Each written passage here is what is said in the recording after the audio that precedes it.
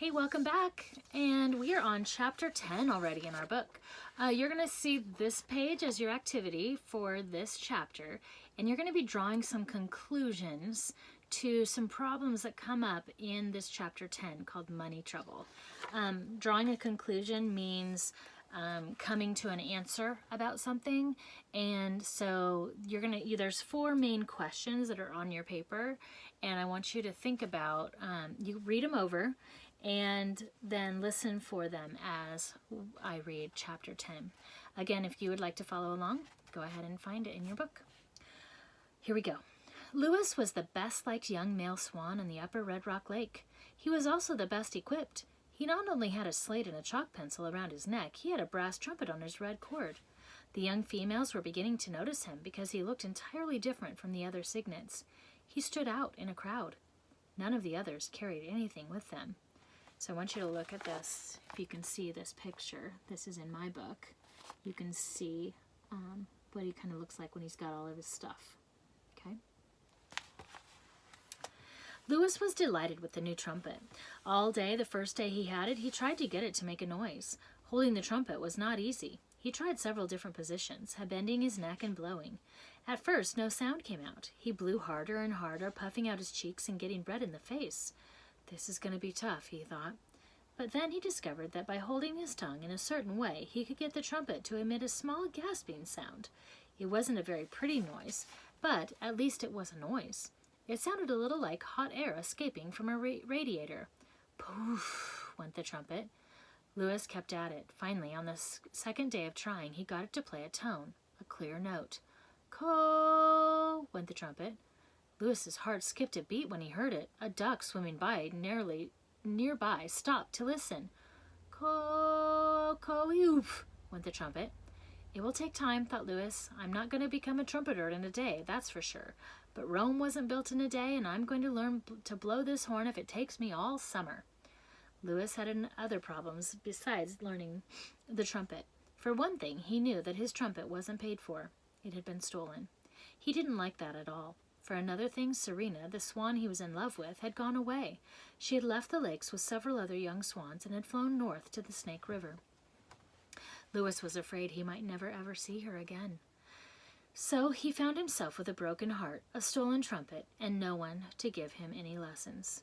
Whenever Lewis was in trouble, his thoughts turned to Sam Beaver. Sam had helped him before, perhaps he could help him again.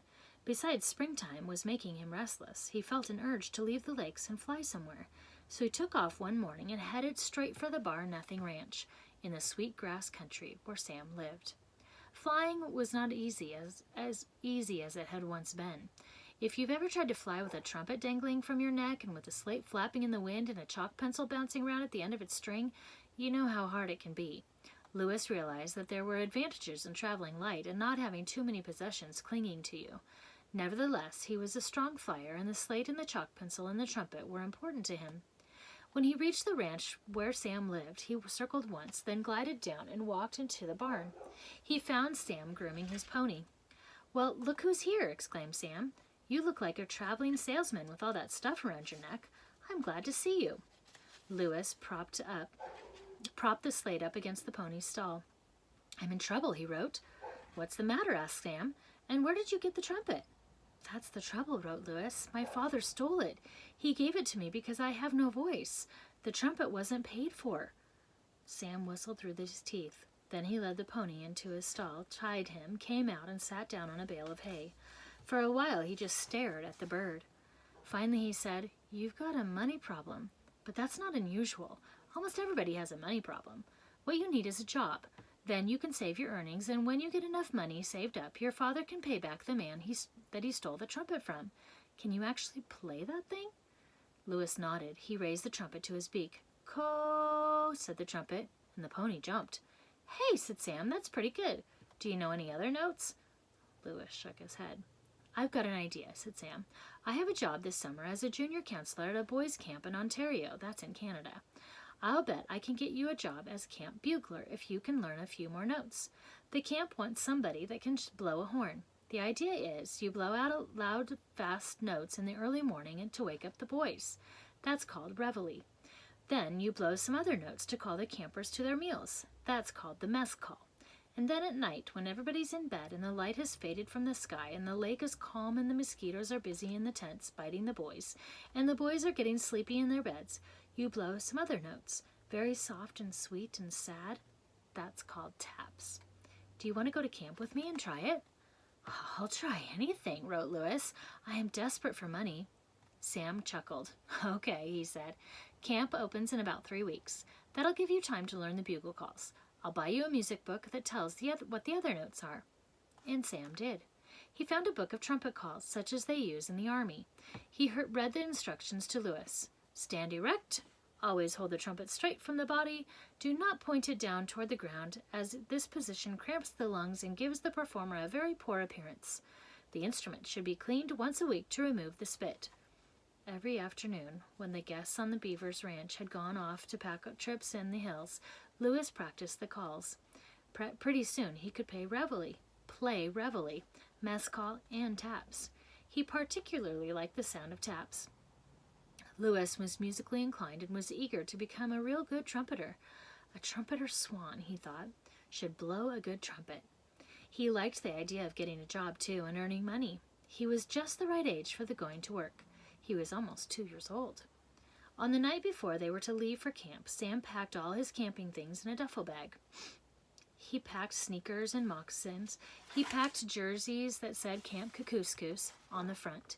He rolled his camera in a towel and packed that. He packed his fishing rod, his toothbrush, his comb and brush, his sweater, his poncho, and his tennis racket. He packed a pad and pencils and postage stamps and a first aid kit and a book that told how to identify birds. Before he went to bed, he opened his diary, and he wrote, Tomorrow is the last day of June. Pop is going to drive Louis and me to Camp Kookooskoos. I bet it will be the only boys' camp in the world that has a trumpeter Swan for the camp bugler. I like having a job. I wish I knew what I was going to be when I am a man. Why does a dog always stretch when he wakes up?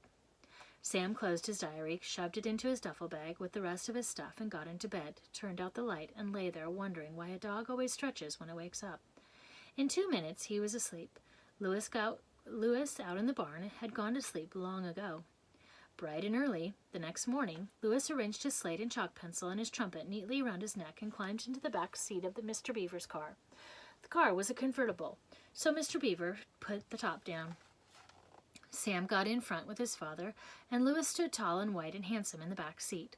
Mrs. Beaver kissed Sam goodbye. She told him to be a good boy and to take care of himself and not to drown in the lake and not to get into fights with other boys and not to go out in the rain and get sopping wet and then sit around in the chilly air without putting a sweater on, not to get lost in the woods, not to eat too much candy and drink too much pop, not to forget to write letters home every few days, and not to go out in a canoe when it was windy on the lake. Sam promised.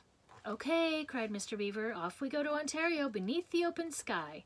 He started the car and tooted the horn. Goodbye, Mom, called Sam. Goodbye, son, called his mother. The car sped away toward the big main gate of the ranch. Just as it was disappearing from view, Louis turned around in his seat and put his trumpet to his mouth. Ka-ho, he blew. Ka-ho, ka-ho. The sound carried a wild, clear stirring call. Everybody back at the ranch heard it, and it was thrilled by the sound of the trumpet. It was like no other sound they'd ever heard. It reminded them of all the wild and wonderful things and places that they'd never known. Sunsets and moonrises and mountain peaks and valleys and lonely streams and deep woods. Ka-ho, ka-ho, ka-ho, called Louis. The sound of the trumpet died away. The ranchers returned to their breakfast.